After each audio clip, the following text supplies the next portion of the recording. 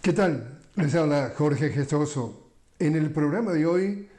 la versión palestina del conflicto en Gaza con otro notable invitado, Muaz Musa, refugiado y activista palestino directamente desde Caracas. Muaz Musa, una cálida bienvenida al programa. Muchas gracias, saludos. Muaz, ya ha pasado un año desde el 7 de octubre. ¿Cómo lees tú la situación que está viviendo el pueblo palestino? Bueno, agradecido por la invitación y por darnos esta oportunidad, este espacio para exponer ante todo el mundo esta nueva realidad que para algunos es nueva, pero para el pueblo palestino lamentablemente llevamos viviendo hace más de 76 años. Lo que ocurrió y sigue ocurriendo en Palestina a partir del 7 de octubre no es más que una fase más en esta grande lucha del pueblo palestino, esta grande lucha de sufrimiento contra la ocupación del territorio palestino desde 1948. La situación, como muchos han visto, pero no todos posiblemente estén bien claros de lo que acontece en el terreno, es un proceso de genocidio, como bien lo está describiendo varias instituciones internacionales. La entidad sionista de Israel ha sido llevada a la Corte Internacional de Justicia por ser acusada no solamente por Sudáfrica, sino por decenas de países, gobernantes e instituciones y fundaciones de defensa de los derechos y de la Carta de las Naciones Unidas. En el terreno, el pueblo palestino, sobre todo en la Franja de Gaza, ha pagado un precio muy alto en esta lucha. Más de 42.000 palestinos han perdido la vida, en la inmensa mayoría de ellos son niñas, niños, mujeres, más de 120.000 palestinos heridos, decenas de miles de desaparecidos y de prisioneros en cárceles sionistas, y salieron a la luz imágenes muy, muy difíciles, muy horrorosas de torturas. Solamente nos recuerdan de aquellas torturas implementadas por los nazis y por el mismo ejército de Estados Unidos en Irak y en Afganistán. Es decir, hay toda una serie, un proceso que el gobierno sionista de Israel está implementando en un intento más de aprovechar esta situación en el Medio Oriente a nivel internacional para llevar a cabo lo que ellos llaman la solución final, lo que comprendería saltar el compromiso de otorgarle al pueblo palestino sus derechos inalienables a la autodeterminación, a la independencia, a la construcción de un Estado palestino independiente con Jerusalén como su capital y el retorno de los refugiados palestinos, sino que ellos quisieran eh, saltar este paso, normalizar sus relaciones con los países árabes alrededor y decir, bueno, no pasa nada, con los palestinos podemos mejorar un poquito su vida económica, otorgarle un poquito más de autogobernación a nivel de alcaldías, a nivel de algo de infraestructuras, pero nada de soberanía, nada de autodeterminación, nada de libertad del pueblo palestino, nada de resaltar esta identidad que fue robada desde 1948 hasta el sueldo. Y la situación es muy difícil, requiere de un estudio muy profundo, es muy desgarrador para el pueblo palestino y sobre todo nuestros hermanos que viven en la Franja de Gaza, que en los medios de comunicación a nivel internacional han de una manera u otra participado en esta manipulación, en esta desinformación. No es posible que se siga hablando de una guerra entre el Estado sionista de Israel y una organización palestina, sea Hamas o cualquier otra. Lo que se está llevando en el terreno es una limpieza étnica, un genocidio, un intento de liquidar a los derechos históricos del pueblo palestino, porque no es posible que un Estado, como bien sabemos, muy bien armado como es el Estado sionista de Israel, en su lucha supuestamente contra el terrorismo, supuestamente vaya a asesinar a más de 18.000 niñas y niños, más de 11.000 mujeres,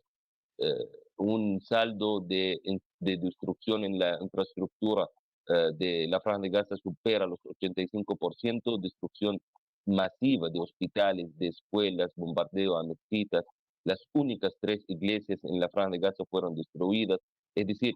esa agresión sionista ha atentado contra todo en la Franja de Gaza y eso no puede ser justificado con la simple frase de que, bueno, es una simple defensa del Estado sionista de Israel contra los terroristas. Recordemos que tanto la organización de resistencia Hamas como las demás facciones palestinas son el resultado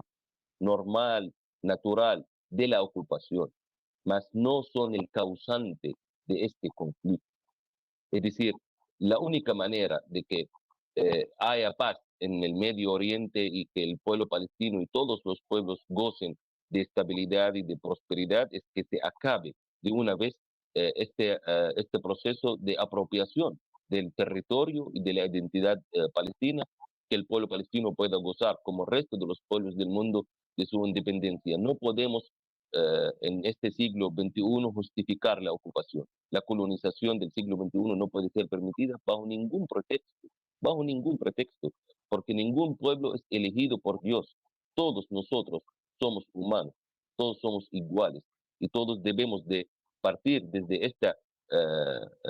moralidad y de esta igualdad para construir una humanidad mejor, que es lo que busca el pueblo palestino, pero hay todos un proceso de lucha en el camino, no solamente contra este Estado sionista de Israel, sino contra todo un mundo hegemónico que quiere imponer su punto de vista y mantener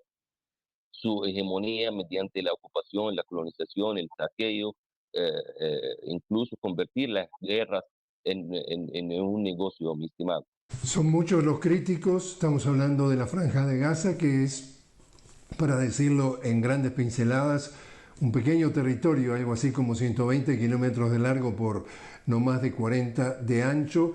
Y estos críticos califican la situación como la cárcel al aire libre más grande del mundo, ya que Israel la tiene completamente sitiada, rodeada, no deja entrar ni salir a los palestinos que viven allí.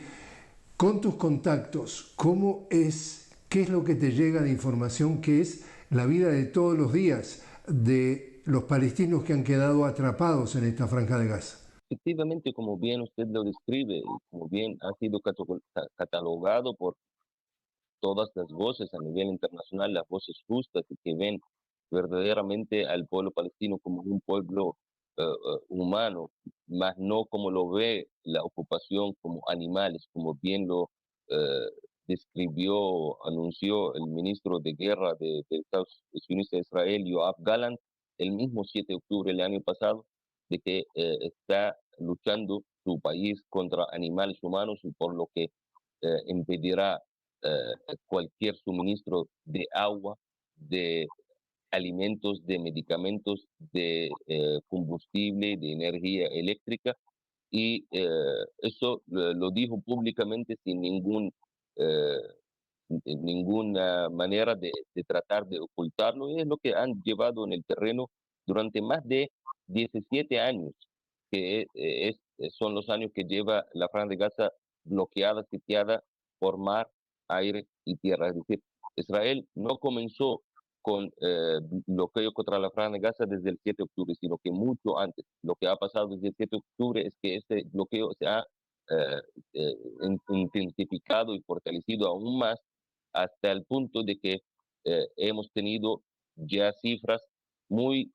horrorosas de niñas, mujeres, ancianos palestinos, niños palestinos que han perdido la vida por hambruna. Ya tenemos más de 52 palestinos registrados que han perdido su vida debido a la hambruna causada, por supuesto, por el Estado sionista de Israel, que no dudó ante la mirada del mundo entero de bombardear directamente a los palestinos que estuvieron en las filas y en las colas esperando la llegada de ayuda humanitaria, no dudó en bombardear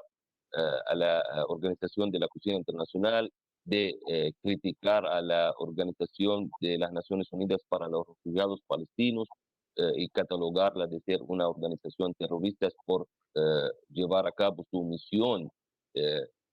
dada por la misma resolución, las resoluciones de la ONU. La situación en terreno es muy difícil. Incluso hace unos 4 días y luego de toda esta eh, manera deshumana de tratar al pueblo palestino, comenzó una nueva fase en el norte de Gaza. Eso es muy importante hablarlo porque se está implementando muy silenciosamente una nueva operación militar al norte de la Franja de Gaza que busca expulsar a los palestinos que quedan en esta porción del territorio. Recordemos, como bien usted lo dijo, la Franja de Gaza se habla mucho y muchas personas creen que estamos hablando de una extensión geográfica grande. Son 365 kilómetros cuadrados, un terreno plano, que no tenemos montañas grandes, ni tenemos extensiones grandes como para que la gente tenga un refugio. Incluso las mismas zonas que el Estado de la ocupación y su ejército catalogó o describió como zonas humanitarias fueron bombardeadas. No quedan hospitales, no quedan escuelas. Los niños y las niñas, más de 625.000 estudiantes palestinos perdieron un año escolar completamente. E incluso si ahora se logra hacer un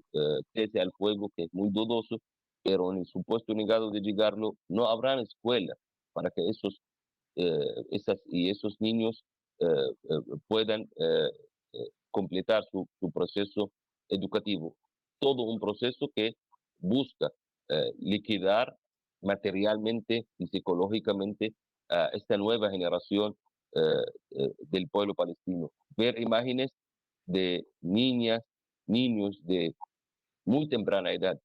de 7, de 8, de 9 años, buscar y correr descalzos en las calles destruidas, en las ruinas, buscando algo de comer o buscando un vaso de agua o buscando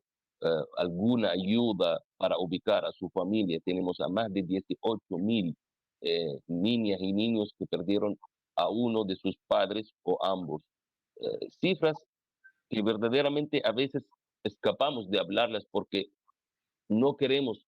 que la ocupación nos convierta en estadísticas netas. Somos humanos. Hay que ver a estas bajas, a estas víctimas. Cada uno de ellos, cada una de ellas es un mundo entero de sueños, de realidades, de amores y de decepciones y de toda una vida. Pero la ocupación y algunos medios de comunicación han tratado de demostrar esta parte solamente como estadísticas netas, quitar el vínculo humano y lo que ha significado para todo el pueblo palestino. Cuando hablamos de estas cifras, si las vamos a aplicar a cualquier otro país, por ejemplo a Estados Unidos, cuando hablamos de más de 150.000 palestinos entre heridos y mártires asesinados, eso significaría para la población de Estados Unidos más de 5 millones de personas. Es decir, cifras gigantes, gigantes, muy, muy fuertes, chocan, y lo que más choca es el silencio y la inactividad, la inacción de esta comunidad internacional y de las Naciones Unidas, que han sido secuestradas, por supuesto, por la hegemonía de algunos países occidentales, que no les importa la vida del pueblo palestino y de la vida de los pueblos que siguen buscando su camino a la independencia y a la soberanía. Y hago un llamado a la juventud, a los estudiantes, a los trabajadores, a los intelectuales, a los artistas, a los escritores, a que echen un ojo verdaderamente a este sufrimiento humano que el pueblo palestino está padeciendo, no solamente en la Franja de Gaza, sino también en Jerusalén, también en Cisjordania, también en los campamentos de refugiados y donde cualquier localidad del pueblo palestino, para que de cierta manera levantemos la voz, levantemos este clamor y de presionar al Estado sionista de Israel de que cumpla con sus deberes y cumpla con la Carta de las Naciones Unidas y que respete de una vez por todas los derechos del pueblo palestino, que lo trate como debe ser y como merece el pueblo palestino como cualquier otro pueblo de la humanidad. Muaz, te invito a hacer una pequeña pausa. Estamos hablando con Muaz Musa directamente desde Caracas. Muaz, refugiado y activista palestino. Estamos hablando sobre la situación de los palestinos en Gaza, en Cisjordania, en Jerusalén. Ya regresamos.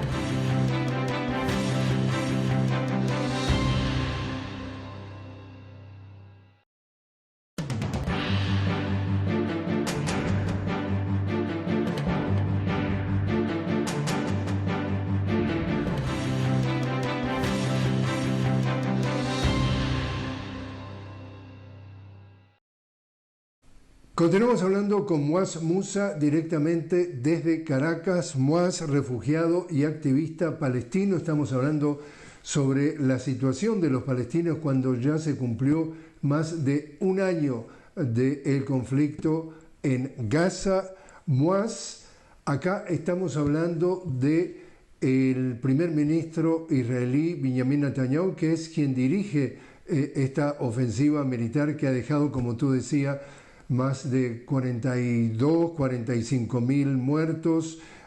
más del doble de heridos y no sabemos cuántos miles bajo los escombros, la mayoría de los muertos niños y mujeres.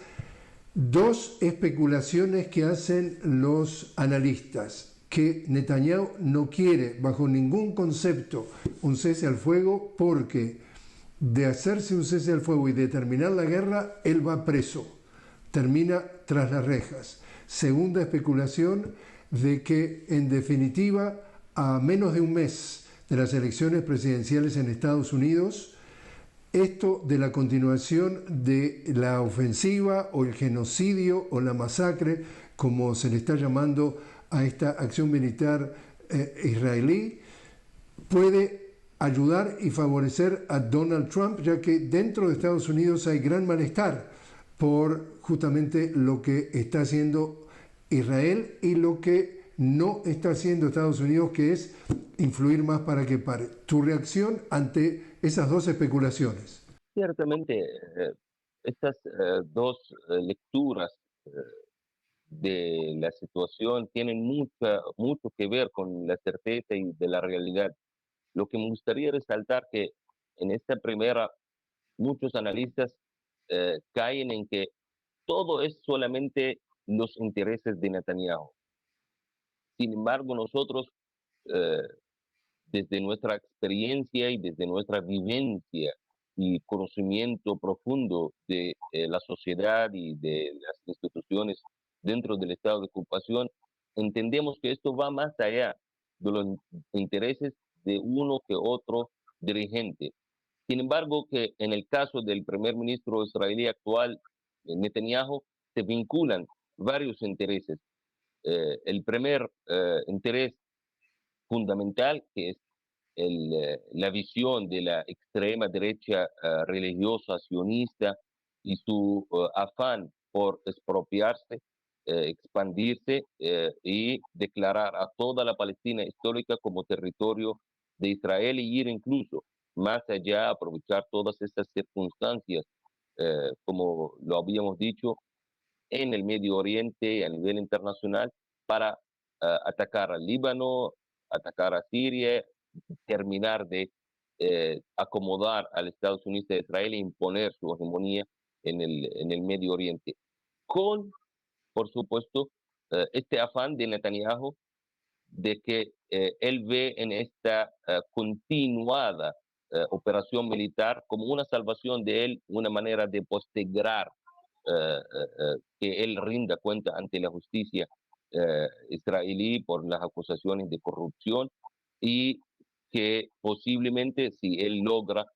esta solución final, esta victoria absoluta, como él la llama, pudiera, bueno, presentarse nuevamente ante esta sociedad israelí como ganador. Y respecto a la posibilidad de tratar de influir en la elección de Estados Unidos, ¿cómo lees tú? Bueno, efectivamente, este programa de de la extrema derecha fascista, sionista israelí, se vincula, por supuesto, con los intereses de varias corrientes, sobre todo los republicanos en Estados Unidos. Ojo, eso no quiere decir que ellos o los demócratas en Estados Unidos estén en contra de esa ofensiva militar israelí. Hay que leer muy profundamente, muy detalladamente estas diferencias que hay entre los demócratas y los republicanos en torno a Israel, porque ambos han expresado plenamente, públicamente su incondicional apoyo a Israel y han catalogado a todo lo que sucede como un derecho a la defensa del Estado de Israel. Sin embargo, en el caso actual y de esta ofensiva actual y de ese afán de incendiar a todo el Medio Oriente, ellos, es decir, la extrema derecha sionista, eh, encabezada hoy por Netanyahu, cree que hacer una guerra, escalar más la situación y las tensiones en el Medio Oriente pudiera incrementar las posibilidades de la llegada de Trump. ¿Por qué Trump? Porque él es el que había lanzado en 2017 su famoso plan del acuerdo del siglo. El acuerdo del siglo que comprende normalizar las relaciones del Estados Unidos de Israel con el resto de los países árabes, definir a Irán como la principal fuerza desestabilizadora de la región y principal enemigo de todos los países de la región, establecer una alianza tipo NATO árabe-israelí contra Irán, y Netanyahu y su combo creen que Trump pudiera adaptarse más y permitir al Estados Unidos ir más allá de lo que se le ha permitido en esta, con esta administración eh, demócrata. Los demócratas quieren, no quieren atar las manos del ejército israelí, ojo, no quieren, sino quieren de manera u otra facilitar y no dejar a Israel ir eh, con esa locura cuidando a Israel. Eso es lo que ha dicho Biden, eso es lo que ha dicho Jack Sullivan, que quieren que las operaciones del ejército israelí no vayan con esa locura de la supremacía, de la fuerza, a cometer acciones que pudieran eh, eh, tener una respuesta o unas repercusiones dañinas a corto o largo plazo contra Israel. Sin embargo, el discurso de Trump y de los republicanos parece estar ciegamente apoyando a este proyecto israelí que encaja perfectamente en la mentalidad de un businessman como es Trump y ve al Medio Oriente como un pedazo o pozos de petróleo que deberían ser, bueno, propias de él y de su hegemonía. Muaz Musa, muchísimas gracias por haber estado con nosotros. Gracias a ustedes, hermanos.